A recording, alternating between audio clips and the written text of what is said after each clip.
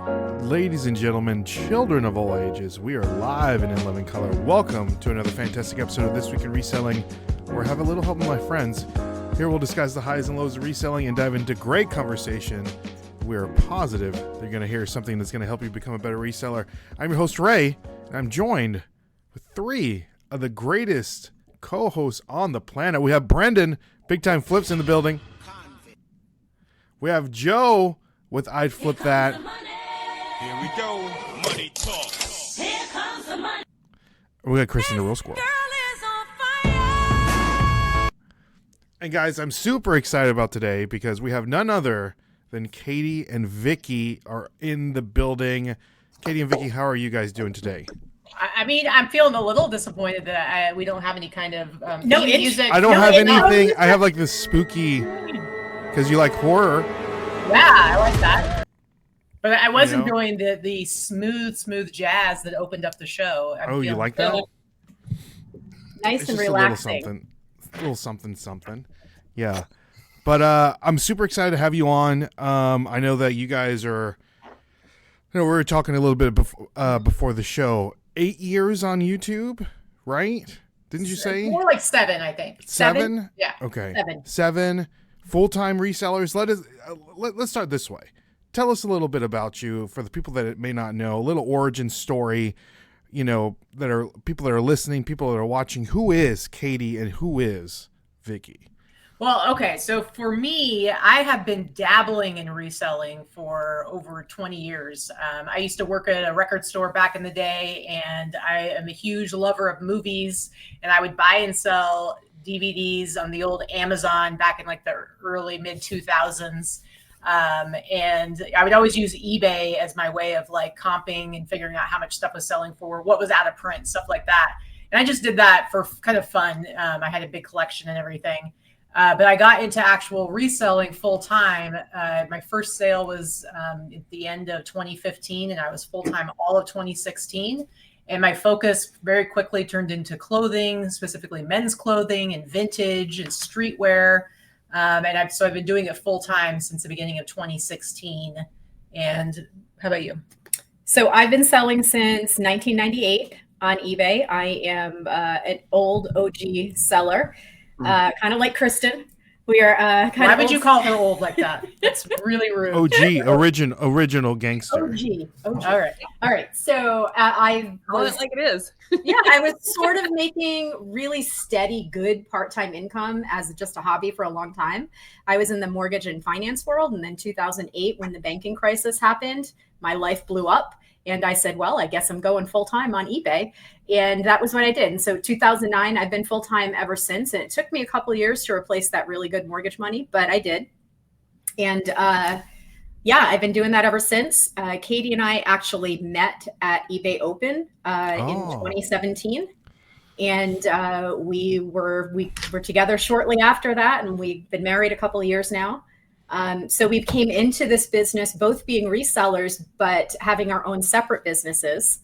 And we have kept them separate because we actually like each other and don't want to, unalive each other. If we, it's the key to a successful relationship. If we tried to combine and do our businesses together, I don't know that we could. So we're both fairly successful in our own right, but do it entirely separate. We both like to think that we know the right way to do things and what we're doing. And, I will say, though, the nice thing about each of us is that we have very similar work ethic and similar understanding of reselling. And so that's really helpful. I know when we first got together, I had jokingly said to her, like, what if one of us was really terrible at this? Like, it seems like that'd be really frustrating if your partner was like really terrible at reselling.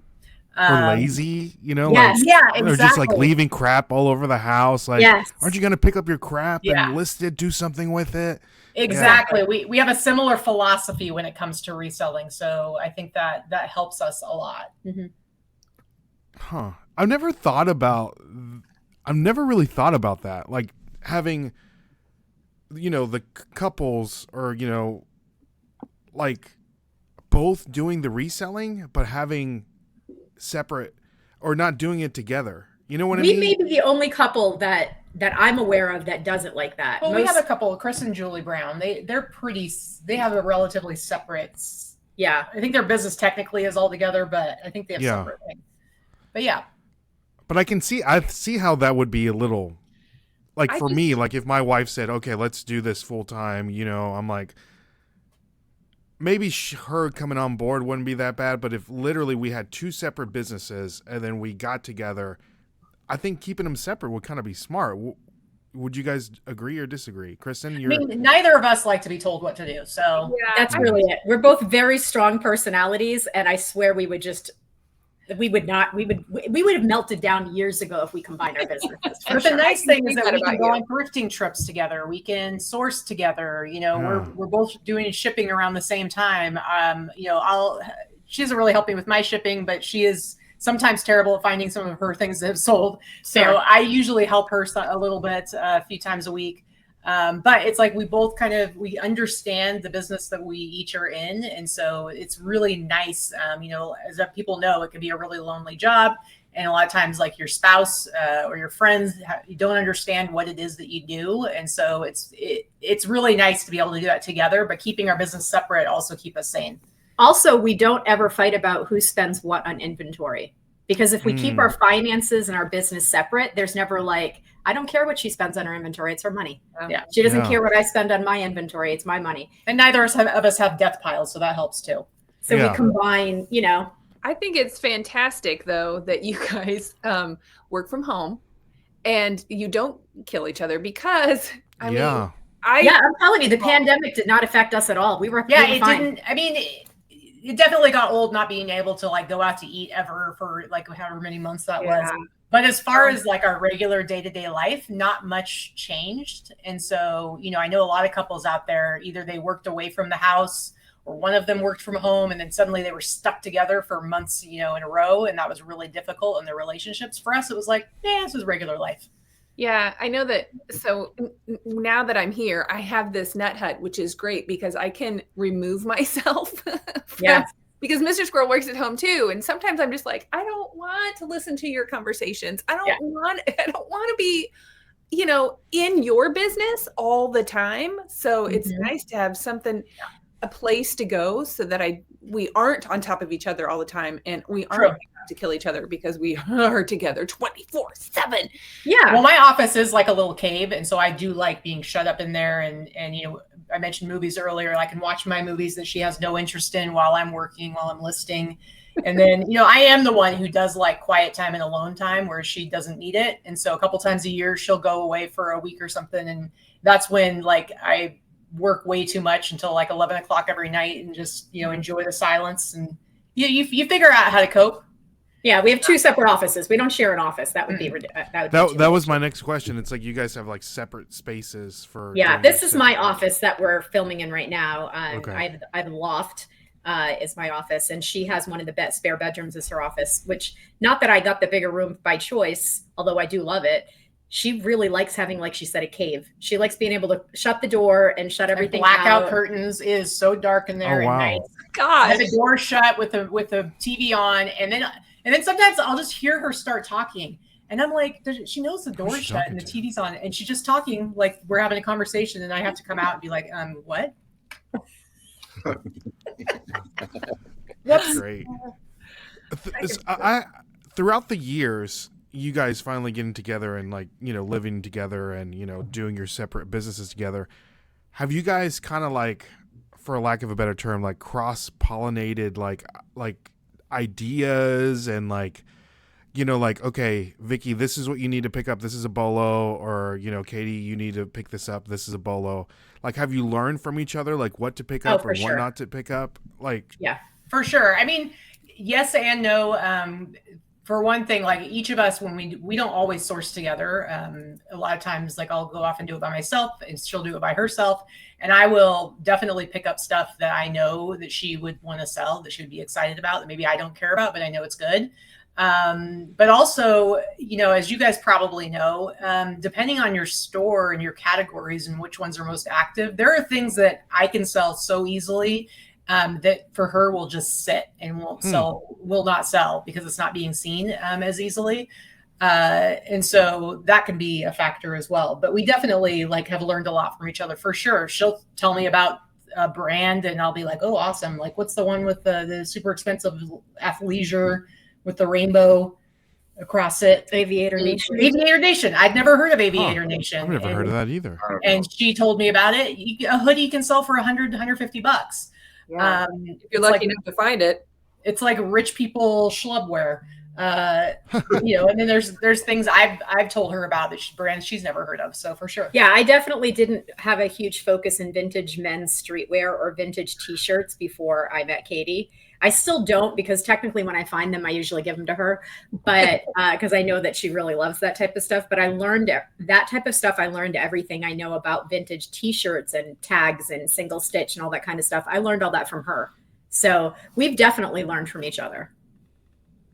So you guys like cutting off t-shirt bros at the bins too, or what? I mean, I'm not throwing elbows at the bins for that. She does. I don't. I don't care enough about it to do that. But I do love when I throw elbows at the bins. That's not true. You do. I do. Just not at the bros. I don't care about the t-shirt. No.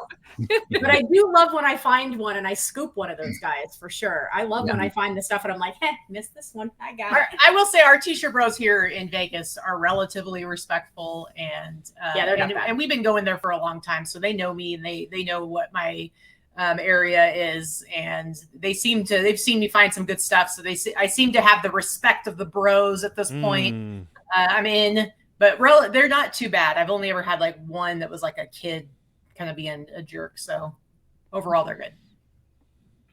Because I know some of these bands, man, they're ruthless. Like I heard like in New York, they'll be taking stuff out of people's hands. Like they don't care, you know. Yes, I would throw elbows if that happened. It has not happened to me. So most of the places we've gone, like I feel like the Colorado bins, everybody's super cool there. We went to Dallas last year, and that's actually my favorite bins. It's really big, and all those guys were super nice. We really liked them. So I think it just depends on the location, like how hard it is to deal with. Yeah, they've gotten used to me here and Katy as well. So, we're kind of like, we know people's names and we get the nod and what'd you find, Yeah. You're in with the t-shirt bros. Yeah. Yep. I love that. I wanted to pull up some sold comps on this Aviator Nation. I couldn't filter it by used pre-owned. $60. I have yet. That's on my top of my bolo list. I won't find it where I'm at. I wish it was in Denver because I've seen people pull that out, but I don't find that. I found it a couple of times, and that's why she knows what it was. Well, and it's funny because one of the t-shirt bros, that's this nice guy, I had shown it to him and I told him about the brand. And because, it's like I don't go that often, whereas he's there like 7 days a week. So I wanted to let him know about it. And then like maybe a month later, he came up to me and he was all excited because he had found one because I had told him about it because he'd never heard of it. Because if you don't know it, it's one of those ones where it's not vintage. It just is like a rainbow hoodie or whatever. It doesn't feel like it would be super great quality. It's really? not. Doesn't feel cheap. Fine. It's just like, you wouldn't expect, this is worth $150. Yeah, okay. You know what it reminds me of? So Aldi's did a line, and they had some of these rainbow things on there. And when I first saw them, I was like, wait, Aldi's is knocking off Aviator Nation? That's what it looked like to me. Yeah. So is it like a surfer brand? Because I'm seeing like these models have like either underwear. I mean, kind of, but it's like kind of one of those high-end like athleisure kind of thing. Like you'll see a lot of like Adam Sandler loves it. Like practically, I swear every picture I see him and he's wearing one of their shirts or hoodies. Gotcha. So you just, it's, I guess, people who want to spend up on their sweatshirts and hoodies. Yeah. Does every piece have that rainbow on it, or is they all pretty much? Yeah, it's somewhere kind of on it. Their logo. Sometimes it's like a little sleeve hit. Sometimes it's something on a hood or whatever. But it always has that like primary color slanted. Not really quite a rainbow, but rainbow colors, I guess. The orange, A, and maybe. blue, Yeah, red. the A or at like a right angle. I don't know. Mm-hmm. Yeah, I love that. So, guys, if you're listening to this, and make sure you hit the like, hit the subscribe, leave a comment because it does help the videos out because we're trying to get it to the masses, get all this great information to the masses here. But I wanted to touch base on this because I know that Boss is coming. I know that you guys are heading that meetup. Or would you call it a meetup? It's a conference. It's a conference. Conference. Okay, conference, yes.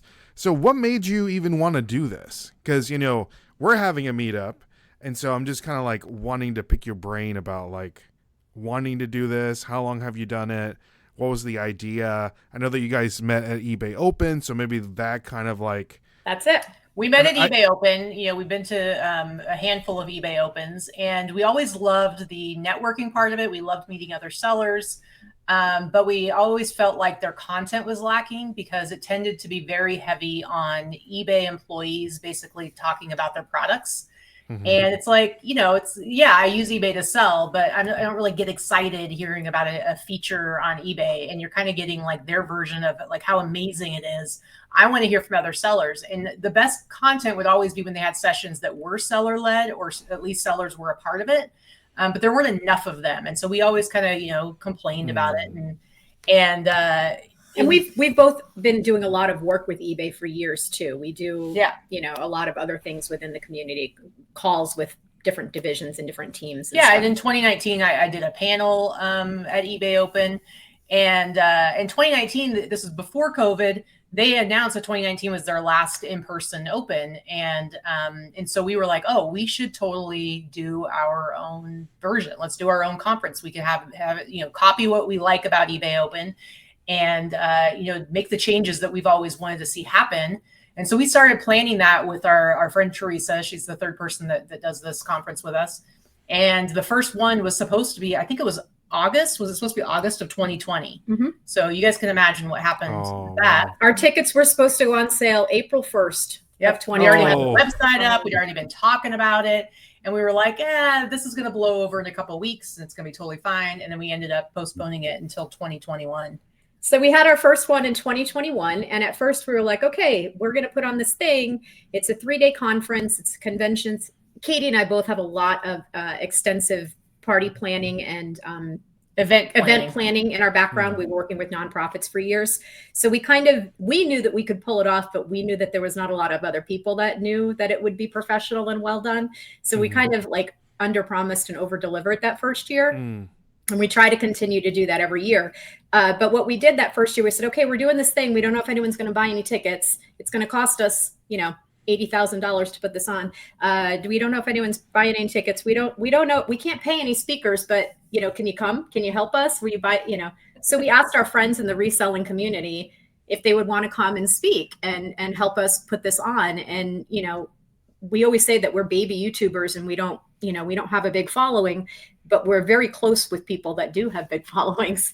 So the first people we asked were, you know, Ryan and Allie Roots and Wade's Ventures and Casey, Rockstar Flipper. And they're all good friends of ours. They went, yeah, sure, we'll help. And they all came and spoke and many other people. And we asked our connections through eBay and other companies for sponsorship. And we started that. We started small sponsorship. They were like, all right, we'll give you a few bucks. We don't know we don't know what this is going to be.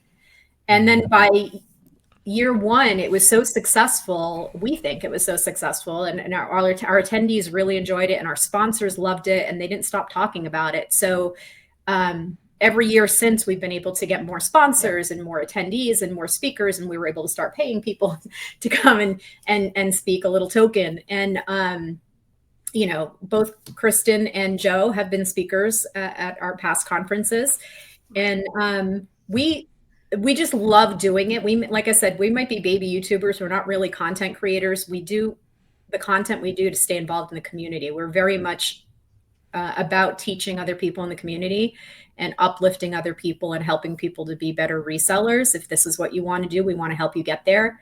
Like, we consider community is we're coworkers, not competitors.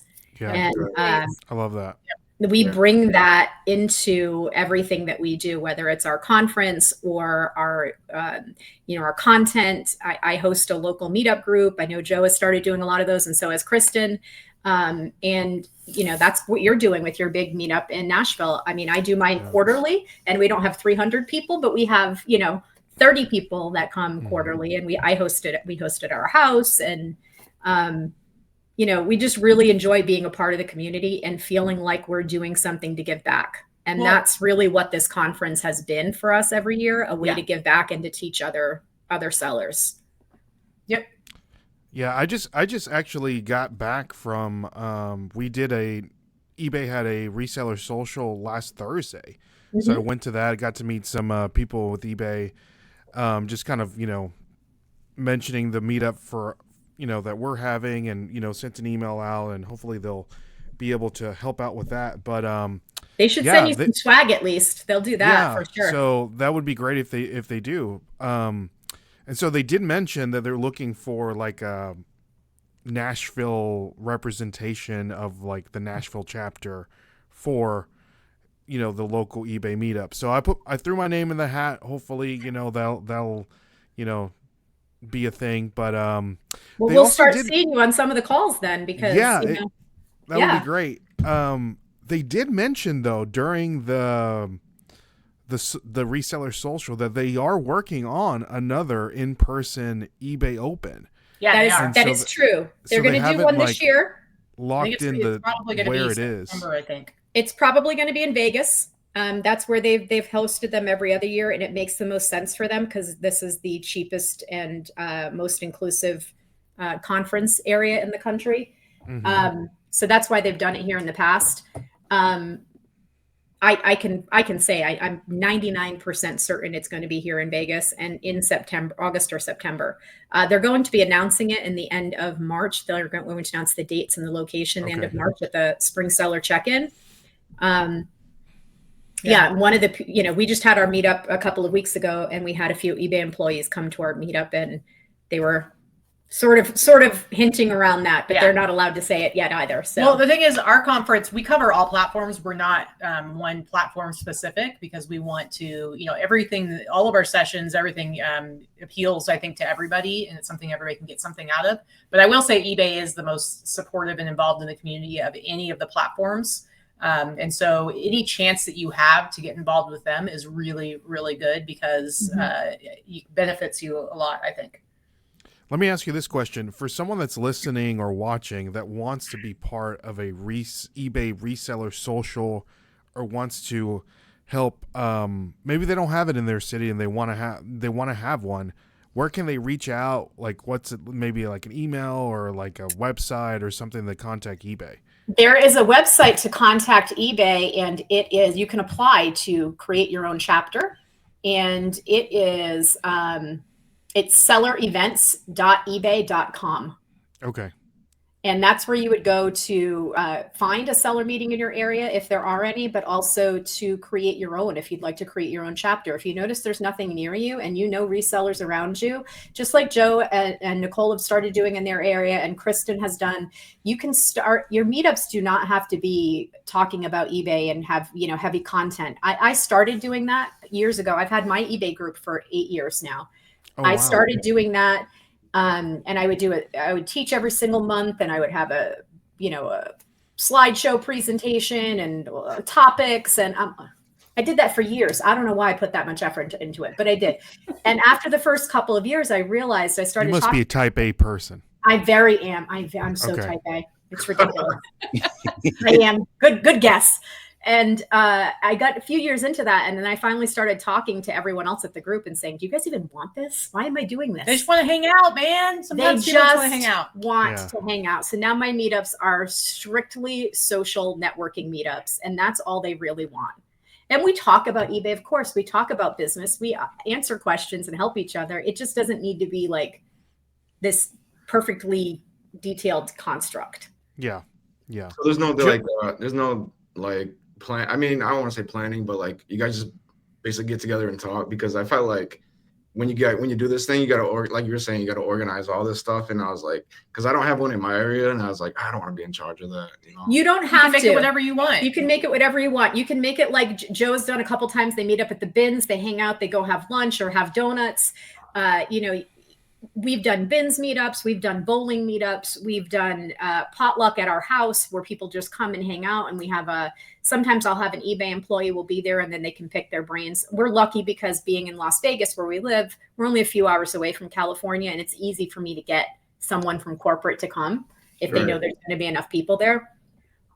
You can do it any way you want. You can structure it in your living room. You can make it purely social if you want. You don't have to create content. I mean, you can set it up so occasionally if you have a guest coming that wants to teach something. I mean, I think people do appreciate that, of course. It's just that you don't have to put it on yourself to be coming up with content every month if you're doing a meetup, if you're doing it yourself. And I create my meetups around because we live in Las Vegas, people come and visit all the time, right? We live like you, right? You live near Nashville, right? People are going to come visit, your friends, family, whatever, reseller friends.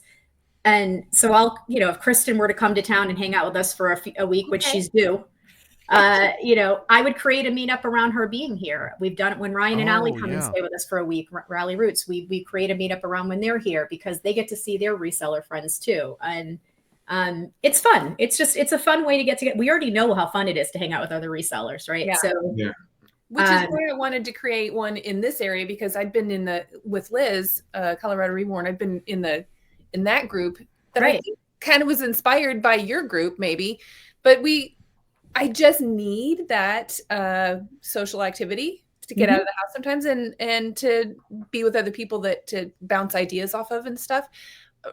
Brendan, ours is like super casual. We do ours quarterly also.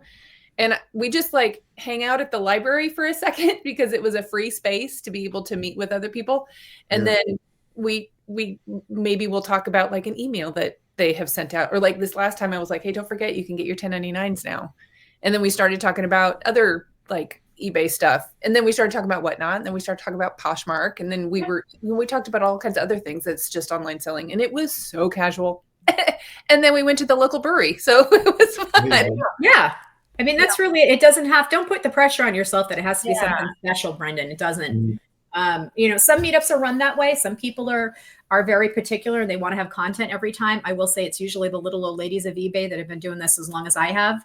And they're probably not much older than I am, but anyway, I'll still call them little old ladies. But they like to do it a certain way. And that's okay, because that's what their members expect. Yeah. But if you create it, they will come. That's how it works. Yeah. I love that. Joe, did they want you to do one, or did you take it upon yourself to want to do one? We took it upon ourselves after we did Boss. Yeah. The second time we were there when we did the game show and all that stuff, Nicole was like, "Oh, we should do a meetup and just, like we do. Breakfast at the bins. We'll tailgate in the parking lot, even though it's probably December and it's 10 degrees out. We'll have some coffee and donuts for 15 minutes, and then we'll throw a little game thing in, like a bingo or whatever, or find the crazy item that Joe can wear, and then meet in the bins and then talk about the cool stuff we found and, hang out for a few hours. And yeah. And then before we knew it, I don't know, I think Kristen did it first or mentioned something where she signed up on the eBay page to let people know. So then we're like, oh, well, we should probably do this. And then all of a sudden they're like, yeah, if you're going to do this, we'll send you swag and stuff like that. So now we're like, oh, okay. So yours wasn't affiliated with eBay at first at all? Nope. You just did it upon you just... So when we came back, we also formed the Minnesota Reseller Connection page. Oh, okay. And then, told all the friends that we knew that were resellers, okay. And then if you're at any other page and you see somebody from Minnesota, be like, hey, you should go and join this and then get into the Minnesota Reseller Connection page. Then we can really focus in on the people in Minnesota. Mm-hmm. And then the good thing about it is that eBay is now actively trying to recruit meetup leaders where they weren't doing that before. I did it by myself for the first few years. There was no support. They didn't send swag. They didn't, it was because I wanted to do it. And I wasn't the first person. There were other meetups, believe me, that have been doing it longer than I have. But it's only been in the last 2 or 3 years with some changes within eBay corporate that there are people that are in charge of the seller division that are actually courting. Yeah. They know that this is an invaluable tool that they don't have to spend any money on other than sending some swag. We're doing this for free. We're doing this because we want to do it. We're doing it because we want to be community leaders or community, whatever, influencer. I don't know, whatever you want to call it. Just people in the community involved. Representatives. Thank you. That's a better word. And they are happy to encourage that. The same thing with why they're such a big sponsor of our Boss event. We get hundreds of people under one roof that they're able to connect with, hundreds of sellers that they don't have to spend that much money on other than their sponsorship. So they come, eBay corporate comes, we've had, the vice president has been there speaking and, other things like that.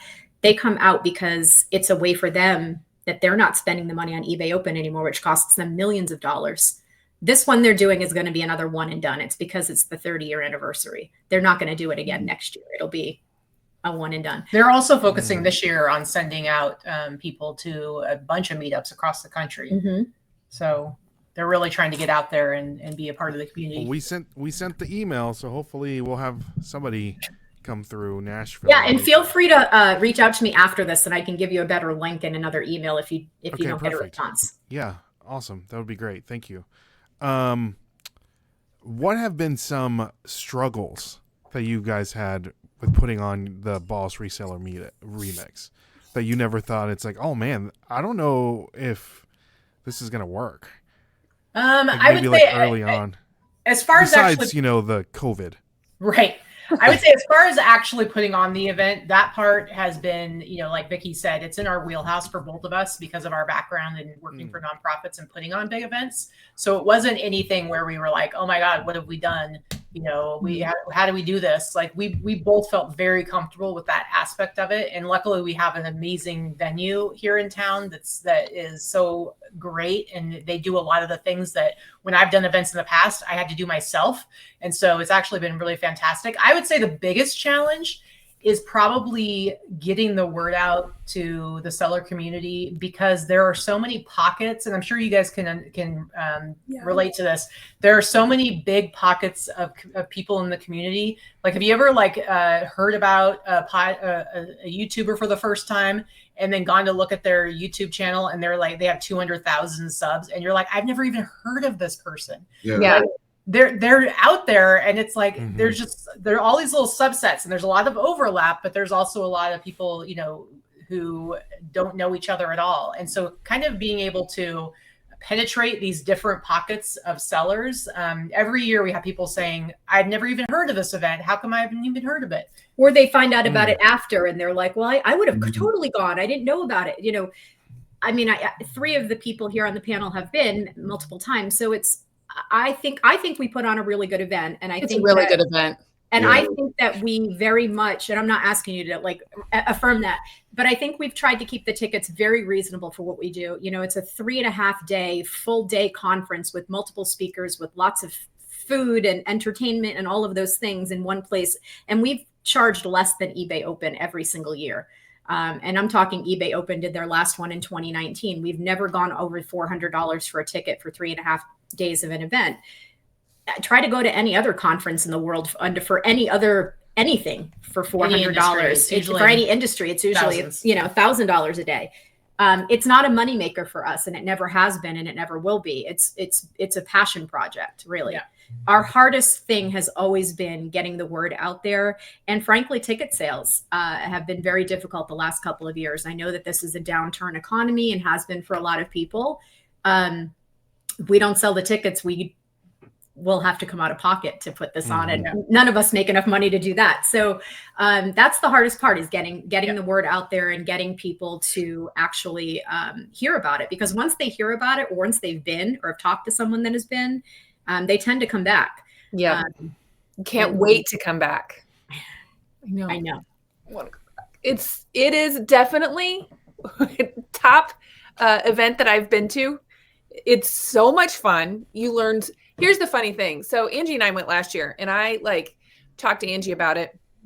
And she's like, listen, we've been doing this a really long time. We aren't going to learn anything from anybody. We know. I say that every year. And she, we roomed together, and we got that first day, we went back to the room, and we were just wiped. We are so tired, but it was so much fun. You just kept going. And we laid down, and we were both like, oh my gosh, my brain is just buzzing because there's so much information. And we were both just like, we're doing this wrong. We're doing it wrong. We're doing it wrong. We need to do this, and we should have been doing that. We got to go do this, and now we're going to change this. There was so much good information that we couldn't wait to go home and get it implemented. We could not wait. And this year, I think the content's even better. I think that we have some amazing sessions planned. Yeah, and I can't wait. I'm excited about the stuff that I'm going to learn. We have a session that's going to be talking specifically step by step how to go through the private labeling process. Crazy cool. Literally coming up with a product, finding a vendor, awesome. Vetting them, figuring out how to get it manufactured, getting it made and then selling it. how to sell on Walmart, which I know Brendan does a little bit. Yeah. But it's Walmart's starting to do used stuff now. Walmart is doing pre-owned and collectibles, and how to get into that market now. Well, it's the early days, kind of like how Amazon was in the early days, and it's easy. I'm excited to learn about that. We have Amazon speakers this year. It's every year we wonder how we're going to top the previous year's content, and I feel like every year we somehow do, and it's really due to the expertise of other people in the industry. We don't speak. It's not like we're getting up there and talking. We intro people and that's it. Katy and I have never done a session. We never will. We showcase other people's talents. Like we want people to come that can talk about, and we're very intentional with the speakers we choose. That's something else too. We're very intentional with the speakers that we choose because we try to create an welcoming, warm, and inclusive group of people under one roof. You don't want people up there that are just bragging, hey, I did $10 million last year and look at how I did it and how great am I? There's a space for those people, don't get me wrong, but that's not our space. Our space is for everyone that is a normal, everyday seller and how to take yourself to the next level. Whether that next level means that you want to make $1,000 a month or you want to make $250,000 a year, it doesn't matter. There's something that you can take from every session to help you be better at what you do, no matter what that goal is, right? And everybody has a different goal. I'm never going to be someone that has 20 employees in a huge warehouse. I don't want that. But if you do, you can learn how to get there. Yeah, there's somebody there that's doing it. That's what's cool. That was cool. The little breakout session, they weren't breakout sessions. It was little groups that would get together and you didn't feel like you couldn't go walk up to any group and be like, hey, what are you guys talking about? What did you say? It's not clicky. I don't think we try really for it to not be clicky. And I think that, and I've been to events, whether it's eBay related or whatever, where you feel like you're like, oh, I can't really go talk to that person. I don't, we never want people to feel that way. We talk about it a lot right from the very beginning. Like if you see someone sitting alone at lunch, go sit with them. If you see someone that is walking in by themselves, go make sure they don't feel alone. And we've done that. We've done that with a lot of people. I know Katy and I sit with somebody different every day at lunch just to make sure that we're talking to all the people there. It's our goal every year to talk to every single person and get to like meaningfully, not just hi. And every year we fail because there's too many people, but we try every year. And, I want people to feel like they're acknowledged and they're important and we value them being there. It's not just, hey, give me your money for a ticket and have fun. Well, and Ray, you had asked earlier about, advice on your event. And while your event's a very different thing, you still have people that are traveling from all over the country. You have people who are spending money on airline tickets or they're driving, they're spending money on hotels. It's going to cost them a certain amount of money to be a part of your event. And so the biggest piece of advice I would give is that you just try really hard to connect with each person and let them know that, how grateful you are that they're there and make them feel seen and heard, because for them, it might be really scary. Maybe they don't know anybody and they probably look up to you because they watch you on YouTube or listen to the podcast. And so it can make or break their experience and what they take away from it. Yeah. I think that is my, especially last year, the first year that I did it, was my, the biggest worry that I had, that what you're getting out of it. Because I know that people are, like you said, buying airfare, buying lodging, buying food, getting there. I just want them to have a good time. I want them to come out with something. I want them to be able to be like, wow, that was fun. Was it worth it? And so that was my biggest worry, to people coming and it's like, man, that really wasn't worth it. And then this year, more people are coming, which I guess people that went last year thought it was worth it and they're coming back. Now, one of my biggest worries is what you guys were saying, that I need to have enough time to connect with people on a certain, in a one-on-one, not just, hey, how you doing? But just really make eye contact, connect, have a conversation. And how do you juggle that? You never get 100% of them. I mean, I will say every year we try, and we know we aren't successful every year. I mean, for us, there are 3 of us that run the event, but I know I don't talk to 100% of the people. And I try really hard. For me, it is difficult because I actually am somebody who I'm like an extrovert introvert. I'm really good at faking being an extrovert, and I'm very good at coming across as super outgoing. And when I'm comfortable, I am outgoing to a certain degree. But when it's like me and a bunch of people I don't know, it is definitely difficult for me, and it takes a lot of energy. I will talk to a wall. Kristen and I are very similar. Kristen and I are very similar. I will talk to anyone about anything at any time to the point where you're going to tell me to shut up. So come on, let's go do that. Yeah, I try really hard to do that, but even I miss talking to people. I think the best thing that you can do, Ray, is to just be very sincere in your conversations and say that to people. Mm-hmm. Just in the very beginning, the very first day when you're greeting people or whatever, just be like, I'm going to try really hard to talk to every person here. Please don't feel like you're interrupting me. Come up to me at any point and talk to me. If I miss talking to you, it is not intentional. It is my goal to try and have a conversation with every person here. And I may not make that goal, but please help me make that goal. Yeah. And you may get some of the shy people that will come talk to you where they wouldn't have without you saying that. And I think it's helpful, real quick. I was going to say, I think it's helpful that we're doing like social stuff, like going out to eat and like going to the bins and stuff. Then you can talk to more people instead of like, just sitting in a room. And absolutely.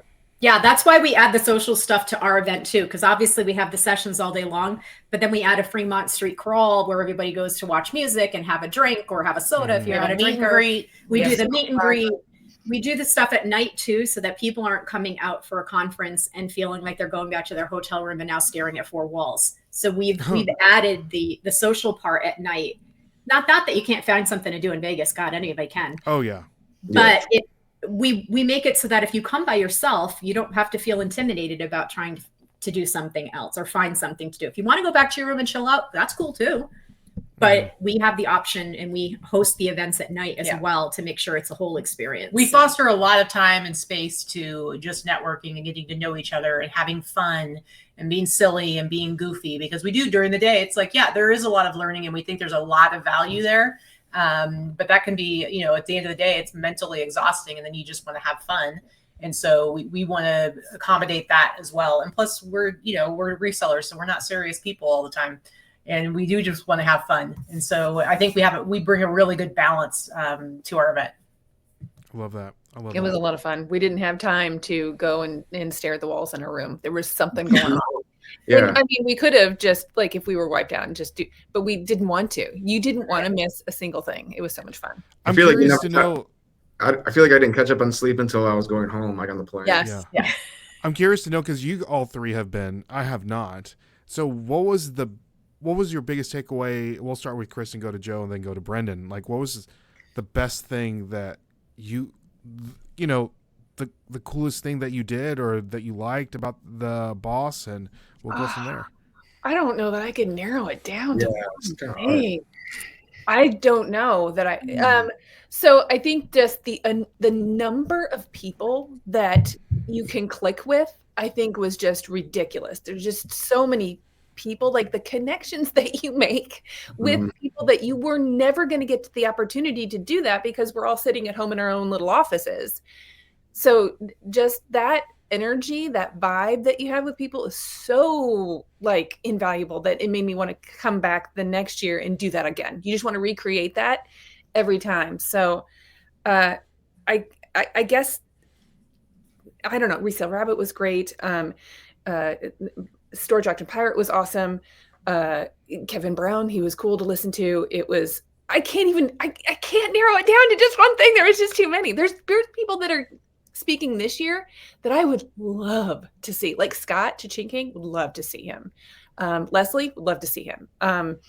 Who's the girl that's got the jewelry show with the podcast? Desiree. I want to see her. There's so many things. And then we got to watch the podcast, watch the game show live in action in person. That was so fun. That was my personal favorite part of last year. And we're really sad that you're not coming back this year. It's true. What's funny though, my favorite thing about Kristen coming to our event is the first year she didn't know if she was going to come, and she literally showed up the first day. Because listen, we're less than 3 weeks out from the event, so you might be hearing about this. I don't know when this is going to go up. But you're going to hear about this and be like, oh my God, it's so close. I don't know if I can do this. Kristen showed up the day of the first day. Paid cash for a ticket. and because she didn't know up until then if she was even going to be able to come. She flew out the morning of, showed up during the coffee hour as we were doing registration and said, "Here's my money."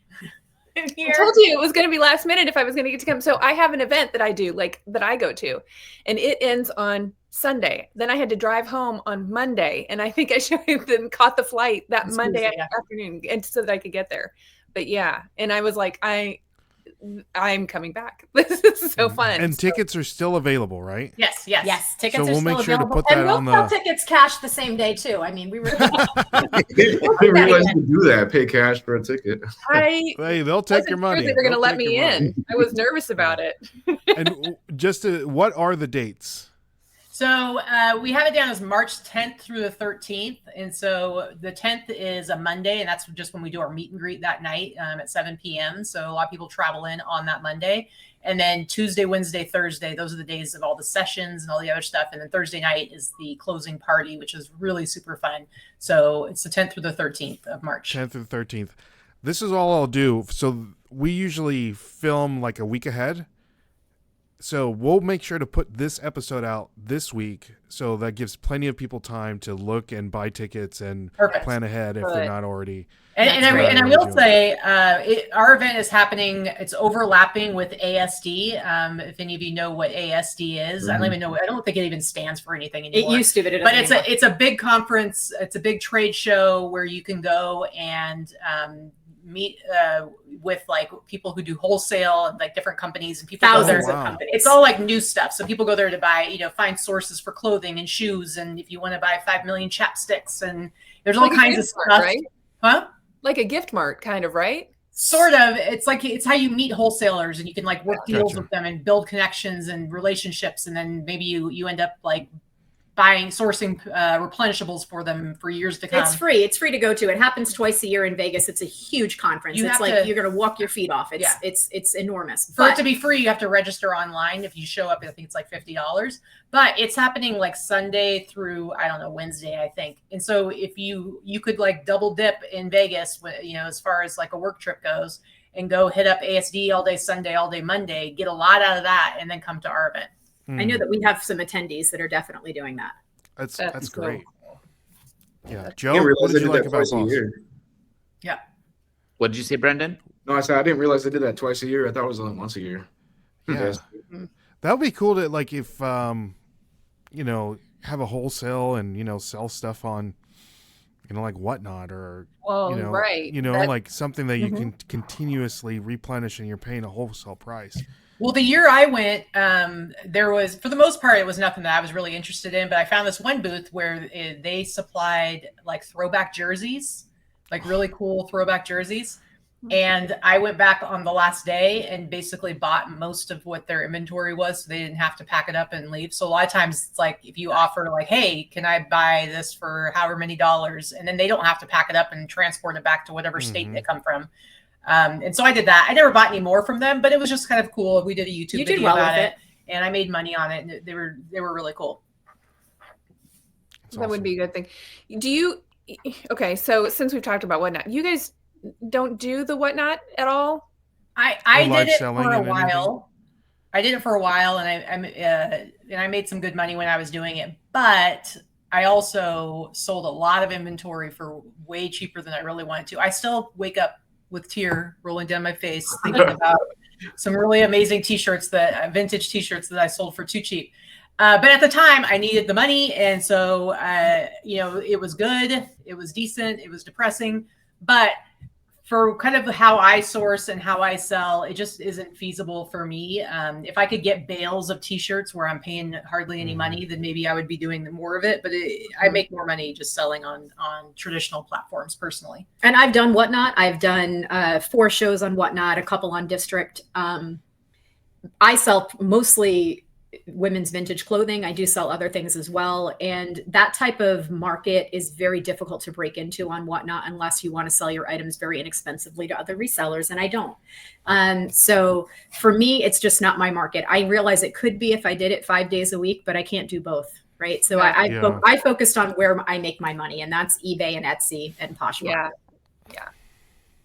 I like it. I like the live selling, especially because of what I sell. Yeah, I love to describe my things and talk about it and how I'd style it and that kind of thing. It just doesn't translate well to an actual collector or buyer or someone that wants to wear my stuff that's in my audience. Do you know what I mean? I was doing regular shows and for a while, for like a few months, and at the beginning I was doing really well, and then I was seeing diminishing returns, and I don't know if that was because more sellers were coming into the space or what, but I was seeing diminishing returns, and that just wasn't working for me. So it was also a couple of years ago. So we both started selling live a couple of years ago. We haven't done it as much since. And that's because Whatnot came in as one of our main sponsors for our event. So they threw us a couple of bucks in the beginning to get some of our audience, and and we brought them Storage Auction Pirate and Wade's Ventures, and they came because of our conference.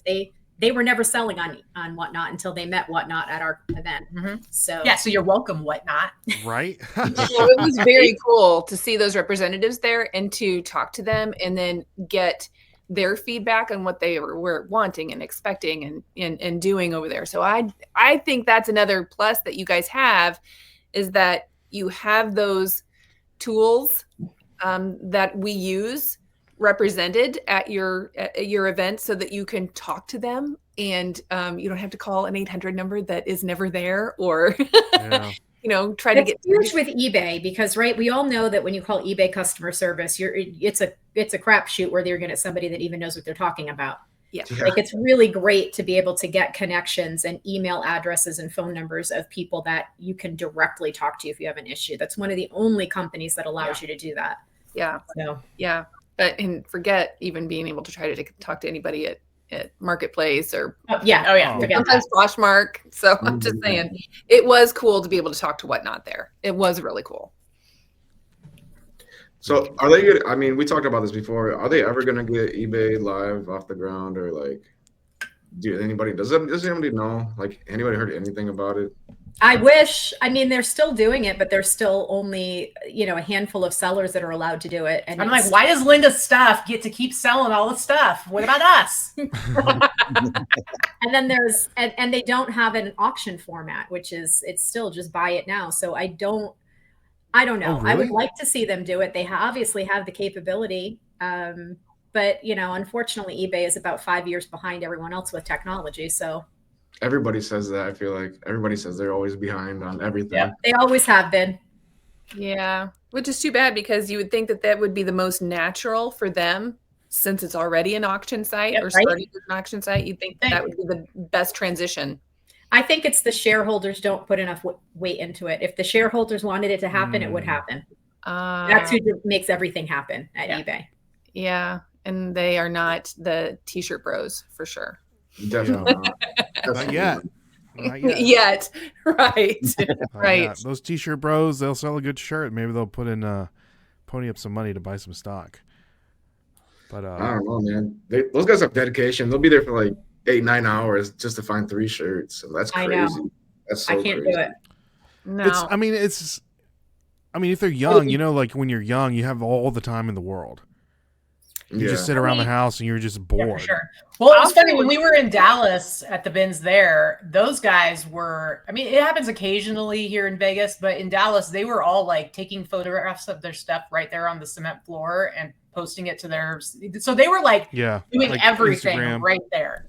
Right. Yeah. I think there are some places that won't let you do that. They want you to buy it before you take ownership of it and put it out there. But I think they're like listing it to what I'm saying is they're listing it to like their Depop and their whatever. So they buy it and go, but it's like they've already done the work. So it's like they can hang out all day.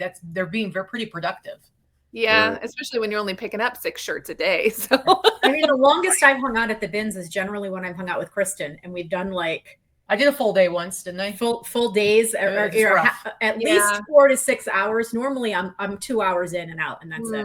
Yeah. No, I'm an 8-hour. I could spend all day there, and I do feel bad because I think you guys probably were ready to leave way before me. I was just like, no, when I'm with other people, we're having fun. I have a hard time leaving when sometimes it's like the flow is so good, and it's like sometimes in Vegas it's like because there's like 2 sides, and they'll switch out one side and then they'll switch out the other side, and sometimes they take too long in between, but sometimes whoever's working, it's just like nonstop, and so it's almost can't leave because there's another one already coming out, and you're like, Yeah. oh, I don't want to miss that first pick. Yeah. And so it's really easy to just like keep going and going and going. Yeah. For I me, know. the best bins I've ever been to is Vegas. Like I found nothing but fire there, like the whole time. And I went a couple hours before the last time I went to Boss, just because I was like, I want to go before I go home, and like I found so much good stuff in like an hour and a half.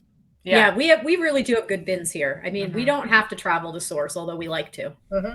Well, agreed. One of the best bins I've ever been to. But your shoe rotations in Vegas were the craziest I've ever seen. Oh yeah, They're out of control. Out of control. There's 4 or 5 people that come and just scoop out every single pair, and then they throw back after they match them and see if they're good. Yeah. They don't, It's like, pretty smart. it is smart, but it's savage. annoying for us normal Mhm. people. That just Savage. They like were throwing elbows before they even said, okay, shop. Okay, go. They were yes. boxing out, ready to take you out. That was crazy. Good. They got in trouble recently because they were so crazy. They were throwing stuff on the floor, and I think somebody like tripped on like one of the employees like tripped and fell because they were just like all over the place. And it's like, all right, you guys got to like calm down. Well, maybe we can talk more about some of your bins adventures in our After Dark episode. Yes. True. Yes. Good Very true. segue. Well, guys, thank you all so much for watching. Make sure to follow Katy and Vikki on their YouTube channel. Their separate Instagrams are going to be linked down below. And if you want to go to the Boss Reseller Remix, the website will be down in the description below. Buy some tickets. Go to Las Vegas. Have a great time. Anything else for the people? Vikki, Katy? Thanks for watching us. Hopefully we'll make some new friends from this video. We already met Ray finally for the first time. So excited to have been a part of this. Thanks for asking us. I've just been overtaken by the smooth jazz, so I have nothing to say. My name is Ray. I'm Kristen. I'm Joe.